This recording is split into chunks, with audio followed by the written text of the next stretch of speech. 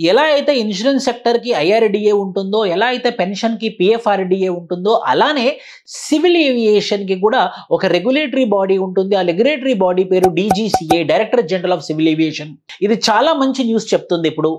ఏదైనా medical emergency ద్వారా ఎవరైనా కూడా వాళ్ళ ఫ్లైట్ క్యాన్సిల్ చేసుకుంటే, ఇంతకుముందు 24 అవర్స్ కన్నా ముందైతే 50% రిఫండ్ వచ్చేది. 24 అవర్స్ లోపైతే ఎలాంటి రిఫండ్ వచ్చేది కాదు. ఇప్పుడు మెడికల్ ఎమర్జెన్సీ ద్వారా గనక మీరు రిఫండ్ చేసుకున్నట్లయితే మాత్రము ఖచ్చితంగా ఫుల్ ఫ్లెడ్జ్డ్‌గా రిఫండ్ ఇవ్వాల్సిందే అని ఎయిర్‌లైన్స్‌కి చాలా క్లియర్ కట్‌గా చెప్పింది.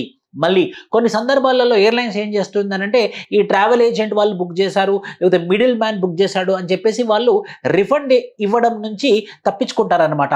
అలా రిఫండ్ ఇవ్వకుండా తప్పించుకోకుండా director general of civil aviation ఏమని చెప్పిందనంటే, ఇది ఎయిర్‌లైన్స్ యొక్క బాధ్యతనే. అది కూడా 21 వర్కింగ్ డేస్‌లలో మెడికల్ ఎమర్జెన్సీ చూపించి ఎవరైనా సరే క్యాన్సిల్ చేసుకుంటే వాళ్ళ ticket 100% free refund, 100% ticket refund ఇవ్వాల్సిందే అని చెప్పింది.